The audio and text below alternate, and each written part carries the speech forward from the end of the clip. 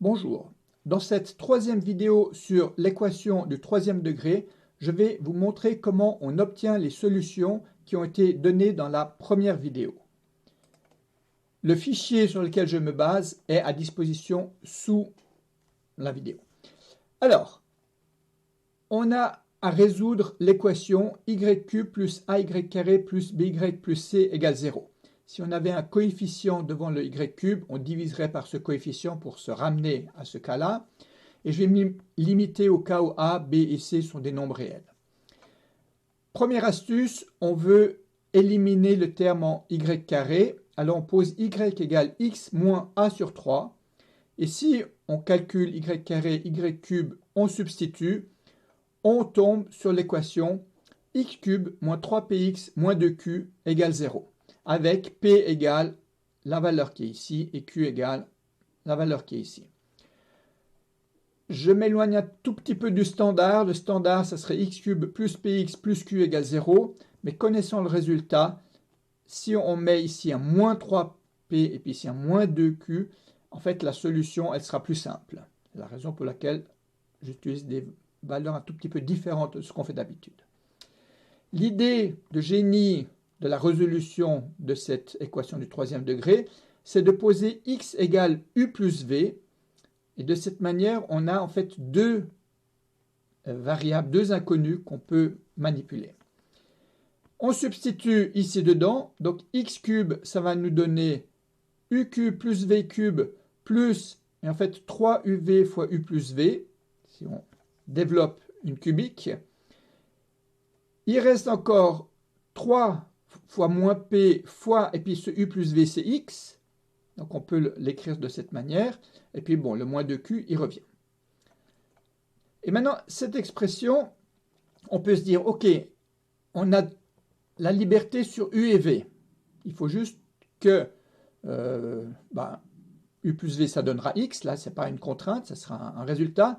Mais il faudrait trouver u et v qui satisfont cette égalité. Et l'idée, c'est de se dire, ok, je vais dire u fois v égale p. De cette manière, j'ai 0. Ici, j'ai 0. Et u³ plus v³ égale 2q. u³ plus v³ égale 2q.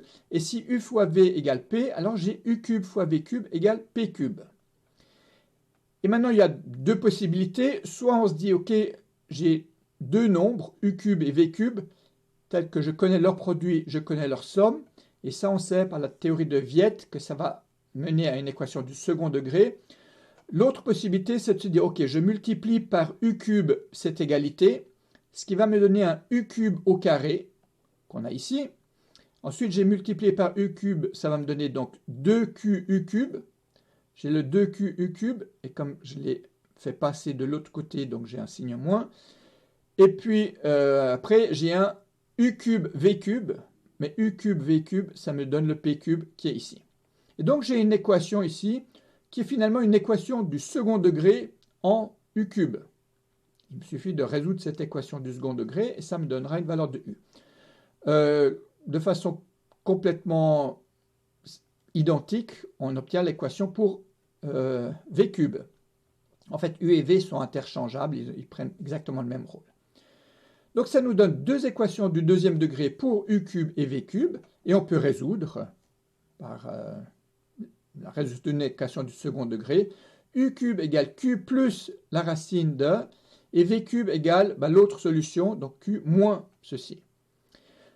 Donc on va poser delta, le discriminant, d'ailleurs le discriminant d'une équation du second degré, q carré moins p³, ce qui est là, et la solution, on a dit que la solution c'est la somme u plus v, donc la solution ça sera x égale racine cubique de q plus racine de delta, plus, et puis la solution pour v, v c'est la racine cubique de v³, donc racine cubique de q moins racine de delta.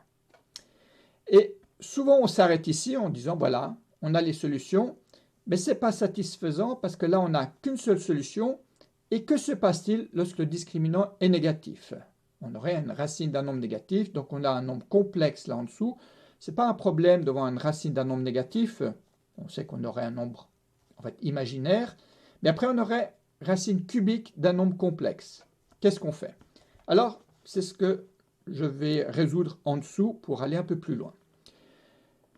Peut-être juste une autre manière de voir, on pourrait se dire, ok, on a notre x qui vaut ça, je peux calculer x cube, je peux substituer dans l'équation qui est ici, c'est ce que je fais ici, et voir que finalement, on retrouve l'équation de départ, x cube égale 2q plus 3p fois x. Je ne vais pas regarder les détails ici, si vous voulez, vous pouvez les regarder, mais c'est une justification a posteriori où on vérifie que cette solution est bien solution de l'équation donnée initialement. Bien, alors maintenant je vais traiter les trois cas que j'avais indiqués dans la première vidéo. Alors prenons le premier cas où le discriminant est nul. Donc q carré moins p cube égale 0. Donc je répète, on a le x qui est ici. Alors si le discriminant est nul, on voit que on a racine cubique de q plus racine cubique de q. Donc une racine c'est x égale 2 fois racine cubique de q. Et puis, les autres solutions, ça serait si on multiplie x par e puissance i 2pi sur 3 fois racine cubique de q, et puis ici, plus e puissance ceci fois racine. Donc, en fait, on multiplie par ceci, et ceci, ben, c'est 2 fois le cosinus de 120 degrés. Et j'ai préféré parler en degrés ici, malgré que j'ai mis ici l'équivalent de radian, en fait. Mais ça donnerait ceci, et cosinus de 120 degrés, c'est moins 1,5, et le 2 avec le moins 2, ça donne le moins racine cubique de q. Et puis, si on n'est pas complètement convaincu par le fait qu'on a multiplié ici par une solution de la racine cubique de l'unité, puis l'autre solution de racine cubique de l'unité, sans compter le 1 qui est une solution évidente, ben, on n'a qu'à vérifier. On peut calculer x moins 2 fois racine cubique de q fois x plus racine cubique de q au carré. Le fait qu'on est au carré ici nous indique que cette solution, c'est une solution double, c'est une racine double. Alors de nouveau, je ne vais pas faire les détails, mais si on fait tout le développement, on obtient l'équation de départ et on utilise le fait que q carré égale p cube. Ça c'est vrai parce qu'on a cette égalité-là. Donc on vérifie un petit peu a posteriori que les solutions qui sont données ici sont bien correctes. Une racine simple et une racine double. Prenons le deuxième cas, dans le cas où le discriminant est positif. Q carré moins p cube est plus grand que 0. Donc je rappelle les solutions. Donc dans ce cas-là, il n'y a aucun problème à faire ce calcul. Le discriminant étant positif, on a une racine carrée d'un nombre positif. Et ensuite, on a un nombre réel ici, on calcule la racine cubique. Si le q est négatif et est plus négatif que la racine positive, on peut avoir une racine d'un nombre négatif, mais racine cubique d'un nombre négatif ne pose pas de problème. Alors ici, j'écris juste une notation. Racine cubique plus, eh bien c'est la racine cubique avec un plus ici. Racine cubique moins, c'est la racine cubique avec un moins ici. Donc on a une racine réelle, qui est celle qu'on calcule directement. Et on remarque que e puissance i 2pi sur 3, on s'écrit comme ça, et si on le met au cube, eh bien ça donne 1. Donc ça, c'est une solution de racine cubique de l'unité. Ça nous donne ces deux valeurs. Et donc les deux racines complexes, ça serait x égale e puissance, alors soit plus ou moins i 2pi sur 3 fois la racine cubique plus e puissance, puis moins ou plus. Si on a choisi plus ici, on choisit moins ici. Si on a choisi moins ici, on choisit plus ici. Ceci fois la racine cubique moins. Ce qui nous donnera, alors ceci, on a dit que c'était ceci, donc moins 1,5 plus ou moins i fois racine de 3 sur 2 fois la racine cubique plus, et puis ici, la même expression, mais avec moins ou plus. Donc si on a plus ici, on a moins ici. Si on a moins ici, on a plus ici. Voilà racine cubique moins. Et maintenant, la partie imaginaire, on la met ensemble, ce qui va nous donner cette partie-là. On voit qu'on a i fois racine de 3 sur 2, dans les deux cas ici. Racine cubique plus, puis ici, comme le signe change, donc on va avoir moins, racine cubique moins. Et puis la partie réelle, on a moins 1,5, qui multiplie la somme. Ici, on a la même chose, Donc on aura racine cubique plus, plus, et puis la racine cubique moins qui vient ici. On a cette solution. De nouveau, si on n'est pas entièrement convaincu par cette manière de faire, on peut calculer le cube de ceci et vérifier que c'est bien la solution de l'équation initiale. Donc, ça nous donne les deux solutions qui sont complexes conjuguées, puisqu'on a un plus ou moins ici, et une solution réelle. Donc, quand le discriminant est positif, on a une solution réelle qui est donnée, donc on a dit, voilà, bah ici, tout simplement, et deux solutions complexes conjuguées qui sont données ici. Prenons le troisième cas, le cas où le discriminant est négatif. Comme le discriminant est négatif, ça va faire apparaître une racine carrée d'un nombre négatif. Alors, on dit souvent que la solution, c'est tout simplement x égale racine cubique de q plus i fois racine de valeur absolue du discriminant. Donc, on a justement fait sortir le i puisqu'on avait une racine carrée d'un nombre négatif. Donc, ça nous fait un i fois la racine carrée de moins delta, ou moins delta, ou racine, valeur absolue de delta, c'est la même chose puisque delta est négatif, plus cette racine cubique ici. Mais si on s'arrête ici, ce n'est pas satisfaisant parce qu'on doit calculer des racines cubiques de nombres complexes. Alors, la manière de faire, c'est de dire, ok, j'écris R étant le module du nombre complexe qui est ici, donc Q carré plus la racine au carré qui va nous donner finalement la valeur absolue du discriminant. Valeur absolue du discriminant, le discriminant, ou la valeur absolue, c'est en fait P cube moins Q carré. Alors c'est ici Q carré plus P cube moins Q carré. On voit que les Q carrés se simplifient. Et en fait, notre R, c'est simplement P fois racine carrée de P.